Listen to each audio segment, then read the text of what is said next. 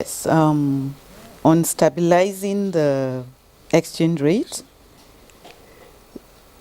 even in increasing the MPR rate is part of one of our measures to stabilize, because when you have too much money out there, people will go and buy the dollar at any amount. If they have if there's too much naira in your hands, then you go and start buying dollars.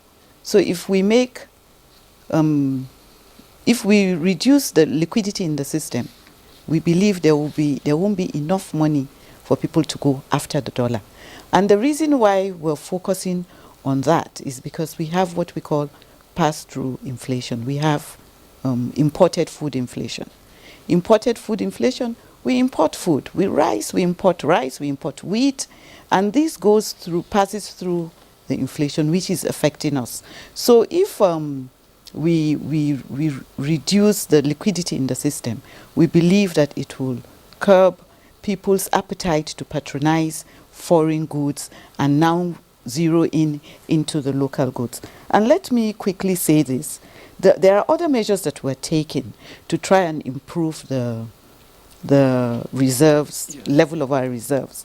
And as I said earlier on, we have capital inflows, which has increased to the CBN, largely due to our measures, as our reserves rose month on month to 32.64 billion on April 17th from 32.12 billion.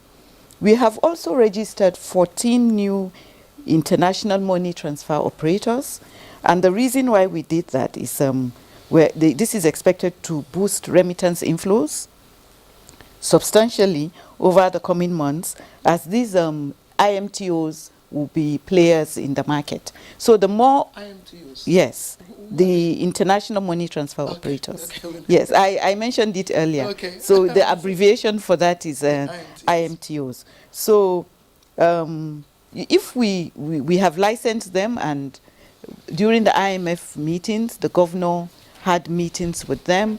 We are trying to encourage them to come in, and that would increase whatever we have now.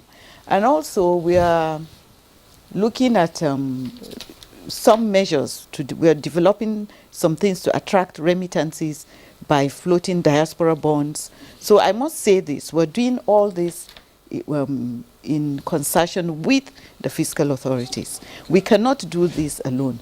Monetary tools alone cannot resolve the problems of inflation and exchange rate stability. Other sectors in the economy have their roles to play. For example, Ministry of Trade, if we can export more non-agric products, it will earn us foreign exchange. Okay.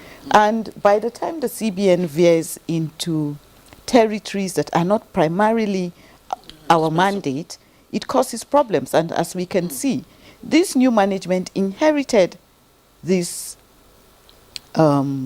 problems of excess liquidity, ways and means that we gave to the government, the loans we gave out to farmers, which has created NPLs in the banking sector. And that's because maybe we went a bit too far. So people shouldn't expect us to now go back to direct interventions. What we are trying to do. What intervention, affected, the CBN activities? What intervention was not part of CBN's mandate? The whole of it.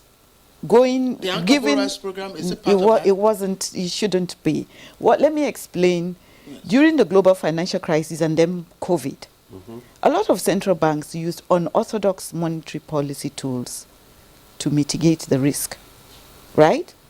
So globally, banks adopted unorthodox monetary, unconventional, or unorthodox, whatever word you want to use. So we all used such, but there should be exit plans when you would stop. And you're supposed to stop when you see your economy improving gradually. But what we did, instead of us to withdraw at the right time, we continued. That's the central bank. Yes, the central bank. And then we kept on borrowing, lending money to the government, and that money is all out there, you know. Although, in fairness to the fiscal authorities, they've started repaying. In a couple of months ago, they refunded about 3 point something trillion out of over 30 trillion. So 30 trillion is out there in the public. Yes. That's supposed to be in the CBN's cover. Yes, through ways and means. So yes, that explains why we increased the MPR rate. And I'm very happy that Dr. Amuda raised all these issues. I wanted it to come from one of the other panelists before I'll say it, so that it won't be that we are placing the blame on another doorstep. Food inflation is critical. And we know what's happening with the security in the country currently. The areas that produce the largest quantity of food are the areas that are most insecure right now. So before